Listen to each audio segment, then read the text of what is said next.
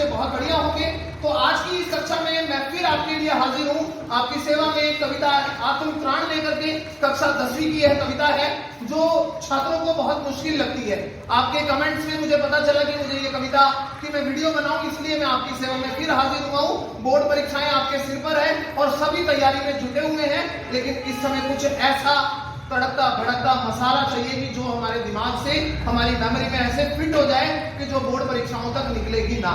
तो फिर मैं अपने इस चैनल पर हिंदी सीखो विद पंकज सर पर आपकी सेवा में हाजिर हूँ आत्मत्राण कविता के साथ। आत्मत्राण कविता लिखी है रविंद्रनाथ ठाकुर जी ने, जिनका जन्म सन 1861 में 6 मई के दिन कोलकाता जोड़ा साको ठाकुरबाड़ी में हुआ था। कोलकाता के जोड़ा साको ठाकुरबाड़ी में हुआ।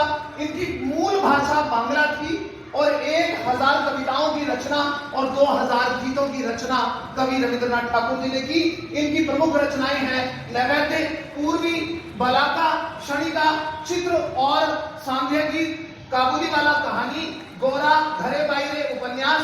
और कवि रविंद्रनाथ ठाकुर जी की मृत्यु हुई 7 अगस्त 1941 को कोलकाता में। अब ये आत्मत्राण का अर्थ क्या है, सबसे पहले आपको पता होना चाहिए। आत्मत्राण का अर्थ है स्वयं अपनी रक्षा करना। आत्म मतलब अपनी और त्राण मतलब रक्षा। अपनी रक्षा स्वयं करना।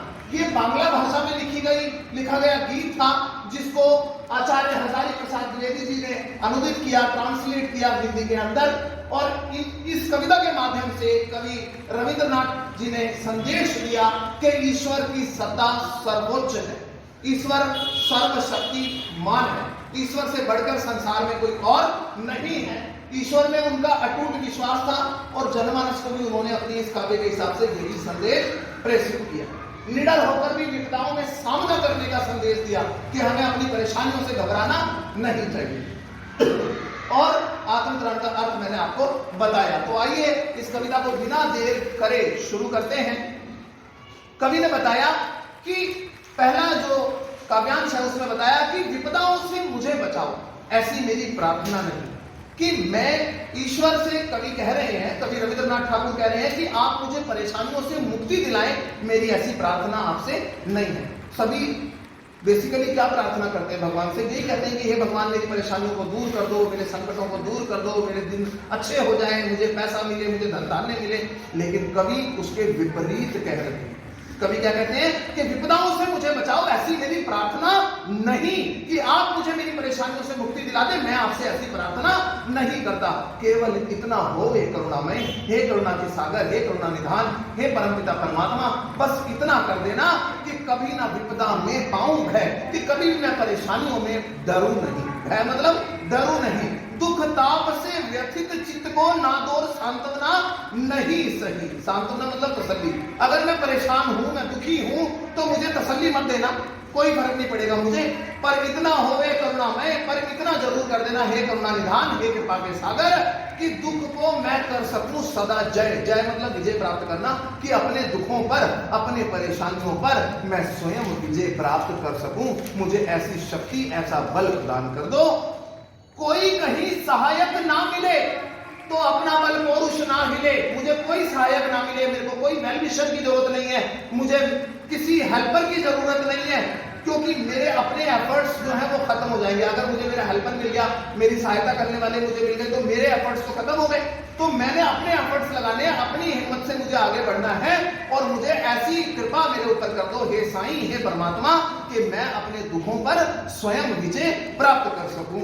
हानि उठानी पड़े जगत में लाभ अगर वंचना रही, अगर किसी काम में मुझे भले ही हानि उठानी पड़ जाए, मुझे लाभ प्राप्त ना हो, लाभ से वंचित रह जाऊं, फायदे से वंचित रह जाऊं, तो भी मेरे मन में किसी तरह की पराजय की कोई भावना ना आए। हार से मैं डरूं नहीं, ऐसी कोई भावना मेरे अंदर ना आए, अर्थात मेरा मनोबल नष्ट ना हो। मुझे अंदर से इतना आत्मविश्वास मेरे अंदर भर दो कि मैं किसी भी परेशानी पर स्वयं विजय प्राप्त कर सकूं। मैं डरूं नहीं, आपकी कृपा पर मुझे कोई संशय अर्थात शक भी ना हो। तो ये पहला पैराग्राफ था।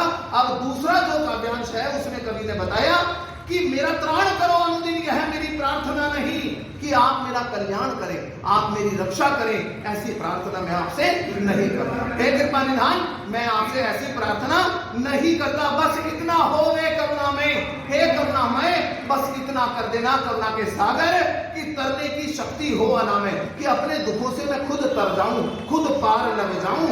अनामय मतलब रोग रहित भी रहूं और अपनी परेशानियों से स्वयं पार लग जाऊं। मेरा भार अगर लघु करके, मेरा भार यानी मेरी परेशानियों को लघु करके, छोटा करके, मेरे दुखों को कम करके ना दो सांत्वना नहीं सही, ऐसी तसल्ली मुझे नहीं चाहिए। आप मेरी परेशानियों को छोटा ना करें। भार अगर लघु करके, मेरा भार अगर लघु करके ना दो सांत्वना नहीं सही, आप मेरी परेशानियों को कम मत कीजिए। मुझे ऐसी तसल्ली नहीं चाहिए प्रभु। आप मुझे दुख दीजिए, बस दुखों को सहन करने की शक्ति दीजिए और उनसे पार लगने की ताकत दे दीजिए।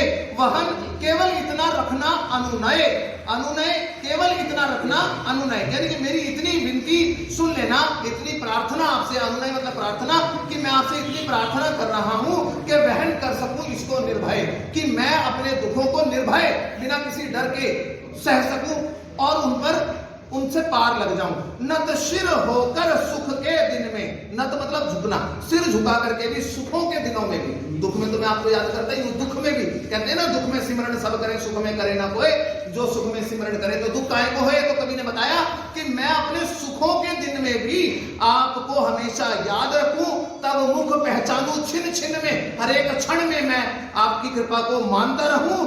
दुख रात्रि में करे वंचना मेरी, जिस दिन निखिल मही, निखिल मतलब संपूर्ण, मही मतलब धरती, जिस दिन रात्रि दुख भरी रात में भी सारा संसार, सारी दुनिया मेरे अगेंस्ट हो जाए, मुझे कोई फर्क नहीं पड़ता। उस दिन ऐसा करना करुणामय, हे करुणा के सागर, हे परमपिता परमात्मा, उस दिन आप ऐसा कर देना कि तुम पर कुछ नहीं करूं संशय। उस दिन भी संशय मतलब शक, कि उस दिन भी मैं आप पर शक ना करूं, आपकी कृपा पर शक ना करूं। बस मेरे को दुख दो, कोई फर्क नहीं पड़ता, पर मेरे को दुखों से पार करने की शक्ति आप प्रदान कर दो, जिससे मैं अपने दुखों पर स्वयं विजय प्राप्त कर सकूं। अन्य प्रार्थना गीतों में लोग अपने दुखों को दूर करने की प्रार्थना भगवान से करते हैं, लेकिन इसमें कवि ने उसके अपोजिट, उसके विपरीत मांगा कि मुझे दुख दो और मुझे दुखों को सहन करने की शक्ति दे देना, आत्मविश्वास दे देना कि मैं अपने दुखों में, अपनी परेशानियों में हार ना मानूं, उन पर खुद पार लग जाऊं। तो बेटा ऐसा संदेश, इतना ज्यादा जागरूक करने वाला, प्रेरित करने वाला संदेश कवि ने इस कविता के माध्यम से दिया। आशा करता हूं कि आप सभी को समझ आ गया होगा। अगर नहीं समझ में आई है तो कमेंट बॉक्स में लिख दीजिएगा।